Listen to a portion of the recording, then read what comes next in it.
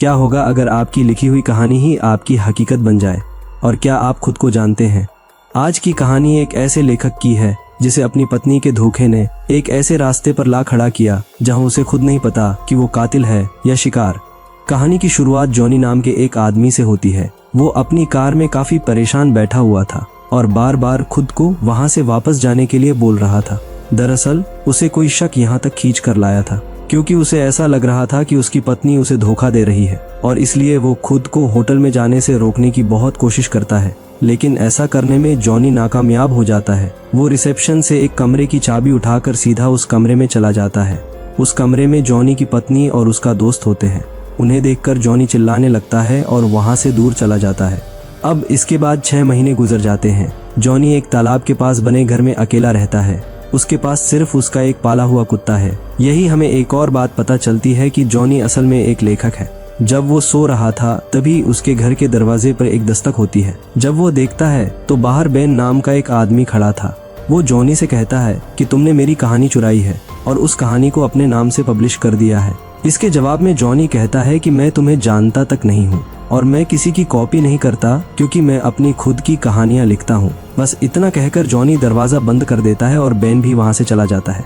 उसके जाने के बाद जॉनी जब बाहर आता है तो बेन ने दरवाजे पर कुछ नोट्स छोड़े हुए थे। जॉनी उन्हें उठाकर बिना देखे ही डस्टबिन में फेंक देता है क्योंकि उसे पूरा यकीन था कि बेन झूठ बोल रहा है। अब जॉनी अपनी कहानी पर काम करना शुरू कर देता है, लेकिन उसके दिमाग में कोई भी अच्छा आइडिया नहीं आ रहा क्योंकि वो अभी तक अपनी पत्नी के धोखे के सदमे से उभर नहीं पाया है। अब वो अपनी पत्नी के धोखे के बारे में एक कहानी लिखने की कोशिश करता है, लेकिन थोड़ा सोचने के बाद वो इस आइडिया को भी छोड़ देता है और आखिर में तंग आकर वो कमरे से बाहर आ जाता है। जॉनी देखता है कि टेबल पर वही नोट्स रखे हुए हैं जिसे उसने डस्टबिन में फेंक दिया था। दरअसल उसकी एक नौकरानी ने उन्हें वापस टेबल पर रख दिए होते हैं।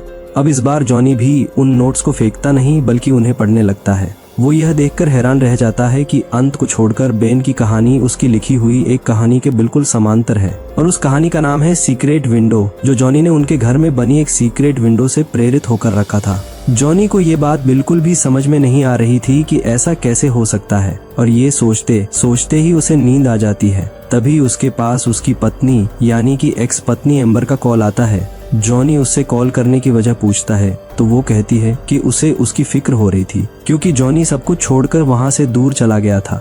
लेकिन जॉनी उससे बात करने में बिल्कुल भी इंटरेस्टेड नहीं था, इसलिए वो कॉल को रख देता है। इसके बाद बेन फिर से जॉनी से मिलता है और कहता है कि उसने ये कहानी साल 1997 में लिखी थी। इसके जवाब में जॉनी उसे बताता है कि पहली बार ये कहानी 1995 में मेरे नाम से एक मैगजीन में छापी गई थी। इस पर बेन उससे सबूत मांगता है, लेकिन यहाँ पर समस्या ये थी कि वो मैगजीन जॉनी के पुराने घर में रखी हुई है जहाँ पर उसकी एक्स पत्नी रहती है।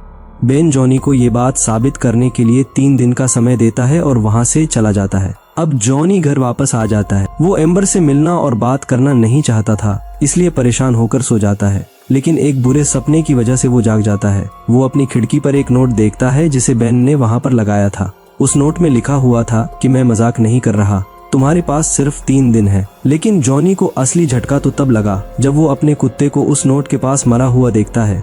जॉनी को ये देखकर बहुत गुस्सा आता है और बेन का नाम लेकर चिल्लाने लगता है। अगले दिन वो सीधा पुलिस स्टेशन जाता है और पुलिस को सब कुछ बताता है कि एक आदमी मुझ पर उसकी कहानी चुराने का इल्जाम लगाता है और मेरे घर पर नजर रखता है। जॉनी उन्हें वो नोट भी देता है जो उसे खिड़की पर मिला था, लेकिन यहाँ पर जॉनी इस बात को लेकर पूरा यकीन नहीं था कि उसके कुत्ते को भी बेन ने ही मारा है। एक पुलिस अफसर उससे पूछता है कि क्या उसे पूरा यकीन है कि उसने बेन की कहानी को नहीं चुराया है। अब पुलिस को यकीन दिलाने के लिए जॉनी उस मैगजीन को लेने एम्बर के घर पर जाता है, लेकिन जब वो वहाँ पर पहुँचता है तो देखता है कि एम्बर अपने नए प्रेमी के साथ कहीं पर जा रही है। उन्हें साथ देखकर जॉनी को बहुत बुरा लगता है, इसलिए वो एम्बर से बात भी नहीं करता और सीधा अपने घर आ जाता है। घर पहुंचने पर वो देखता है कि पुलिस अफसर पहले से ही उसका वहां पर इंतजार कर रहा था। वो जॉनी को बताता है कि उसने पूरा घर चेक कर लिया है और फिलहाल यहाँ पर कोई खतरा नहीं है। अब जॉनी याद करके एक अनजान आदमी के बारे में बताता है कि उसने एक दिन गाड़ी में से जाते हुए उसे हेलो किया था। इतना जानकर पुलिस अफसर वहां से चला जाता है। उसके जाते ही जॉनी को घर में किसी के होने का एहसास होता है। वो एक डंडा उठाकर घर में देखने लगता है, लेकिन उस समय घर में उसके सिवा कोई और नहीं था। तभी अचानक से बेन कहीं से वहां पर आता है और जॉनी को ताना मारते हुए कहता है कि इस कहानी पर तुम्हारा लिखा हुआ अंत कहीं से भी मेल नहीं खा रहा। तुमने मेरी अच्छी खासी कहानी को खराब कर दिया। जॉनी से ये सब बातें सुनी नहीं जाती और दोनों के बीच में हाथापाई होने लगती है। इस हाथापाई में बेन जॉनी पर भारी पड़ता है और एक रॉड से उसे पकड़कर कहता है कि तुम्हें इस कहानी को मेरे लिखे हुए अंत के साथ मेरे नाम से फिर से पब्लिश करना होगा।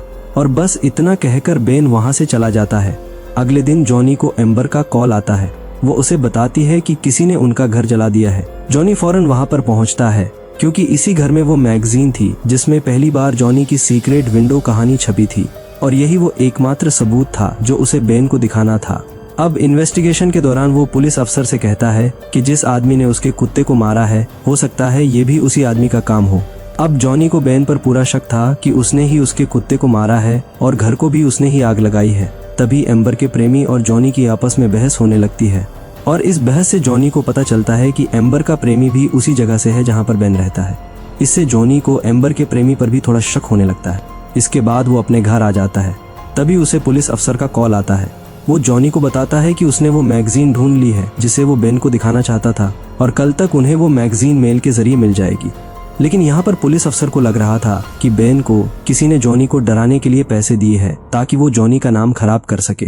तभी जॉनी एम्बर के प्रेमी का नाम लेता है कि शायद वो ये काम कर सकता है। पुलिस अफसर अगले दिन एक कॉफी शॉप में उसे मिलने के लिए कहता है। अब अगले दिन जब वो पुलिस अफसर से मिलने के लिए निकलता है तो उसे घर के बाहर बेन की टोपी रखी हुई मिलती है और जॉनी की गाड़ी भी पहले से ही शुरू थी। ये सब देखकर वो काफी हैरान हो जाता है। वह उस टोपी को उठाकर पुलिस अफसर से मिलने जाता है लेकिन वो अफसर वहां पर नहीं आया था। घर लौटते वक्त उसे रास्ते में एम्बर का प्रेमी मिलता है और जॉनी को लगता है कि जरूर वो उसका पीछा कर रहा है। लेकिन एम्बर का प्रेमी उसे कहता है कि वह उससे ही मिलने आ रहा था। वो जॉनी को डिवोर्स पेपर पर साइन करने के लिए कहता है क्योंकि वह एम्बर से शादी करना चाहता है। ये सब सुनकर जॉनी को गुस्सा आ जाता है और वह पेपर पर साइन किए बिना ही वहां से अपने घर आ जाता है। घर पहुंचते ही उसे बेन का कॉल आता है। वो जॉनी को उसी जगह पर जाने के लिए कहता है जहां पर वो मिले थे। जॉनी काफी थका हुआ था लेकिन फिर भी वो उस जगह पर जाता है और जब वह उस जगह पर पहुंचता है तो वहां उस पुलिस अफसर की डेड बॉडी पड़ी हुई थी। ये सब देखकर जॉनी घबराकर बेहोश हो जाता है और जब उसे होश आता है तो वो अपने सामने बेन को खड़ा हुआ पाता है। वो जॉनी से कहता है कि हम दोनों के बीच में जो भी टांग अड़ाएगा वो उसे भी मार देगा। जॉनी उससे कहता है कि तुम आखिर मुझसे क्या चाहते हो? मैं पहले ही तुम्हें बता चुका हूँ कि वो कहानी पहले मैंने लिखी थी। इसके जवाब में बेन कहता है कि ठीक है, तुम मुझे वो मैगजीन दिखा दो, मैं फिर कभी तुम्हारे सामने नहीं आऊंगा। अब वो जॉनी को 4 बजे तक का समय देता है और कहता है कि अगर 4 बजे तक वह साबित नहीं कर पाया तो वो उसकी जिंदगी बर्बाद कर देगा। अब जॉनी पुलिस के पास भी नहीं जा सकता था क्योंकि बेन ने जॉनी के ही स्क्रू ड्राइवर से ही उसे मारा था। बेन के वहां से जाने के बाद वो स्क्रू ड्राइवर निकाल लेता है और उनकी कार को एक झील में धक्का दे देता है। लेकिन इसी दौरान उसकी घड़ी उस कार में छूट जाती है। इसके बाद अपने घर पर आते ही उसे एम्बर का कॉल आता है और वो उससे उसे धोखा देने के लिए माफी मांगती है। इसी के साथ वो ये भी कहती है कि वो डिवोर्स पेपर पर साइन कर दे, लेकिन जॉनी गुस्से में अपना फोन ही तोड़ देता है। इसलिए अब एम्बर खुद ही डिवोर्स पेपर लेकर उसके पास जाने लगती है। वहीं दूसरी तरफ जॉनी को वो मेल मिलता है जिसमें मैगजीन थी, लेकिन जब वो उस मैगजीन को देखता है तो हैरान रह जाता है क्योंकि उस मैगजीन से वो पन्ने फटे हुए थे जिसमें उसकी कहानी छपी थी और वो मेल का लिफाफा भी पहले से ही खुला हुआ था। ये सब देखकर उसे बहुत गुस्सा आता है क्योंकि अब वो कितनी भी कोशिश कर ले ये साबित ही नहीं कर पा रहा कि सीक्रेट विंडो कहानी पहले उसने लिखी थी। अब जॉनी थक-हार कर घर आ जाता है और बेन की टोपी पहन लेता है, यहाँ तक कि वो खुद से ही बातें करने लगता है और यहीं पर पता चलता है इस मूवी का असली सच। दरअसल जॉनी को बेन नाम का कोई लेखक मिला ही नहीं था। ये सब जॉनी के दिमाग के अपने ही ख्याल थे। असल में जॉनी ही वो आदमी था जिसने खुद अपने कुत्ते को और दूसरे आदमियों को मारा है और घर में आग भी उसने खुद ही लगाई थी क्योंकि अपनी पत्नी के धोखे के सदमे में जॉनी को एक बीमारी हो गई थी।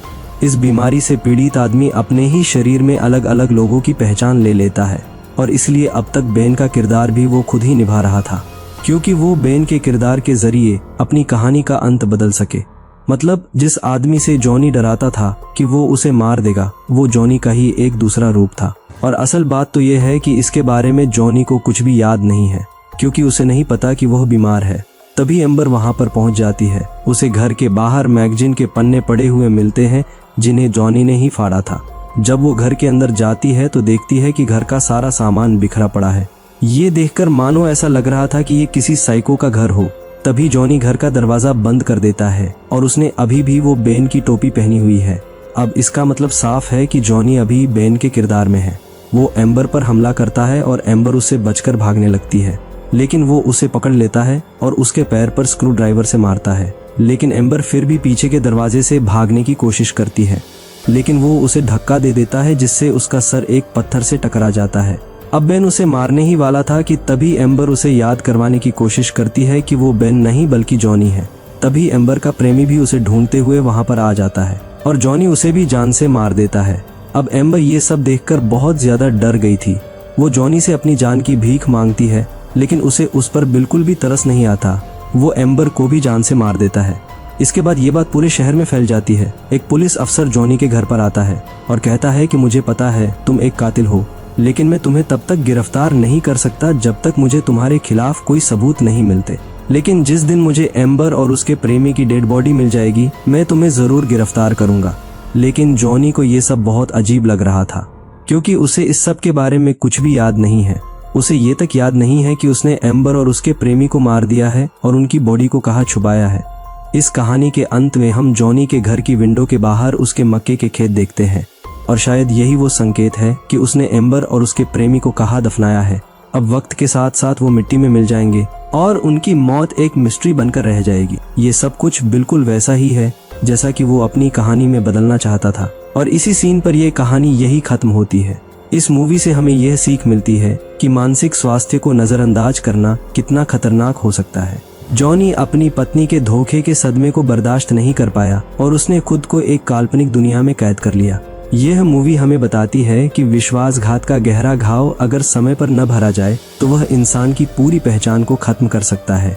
अगर आपको ये कहानी पसंद आई हो तो वीडियो को लाइक जरूर करें, चैनल को सब्सक्राइब करें ताकि आप ऐसी ही दिलचस्प मूवीज की कहानी को मिस ना करें। मिलते हैं अगली वीडियो में एक और जबरदस्त कहानी के साथ। तब तक के लिए सुरक्षित रहे, जिज्ञासु रहे और देखते रहिए AT एक्सप्लेन।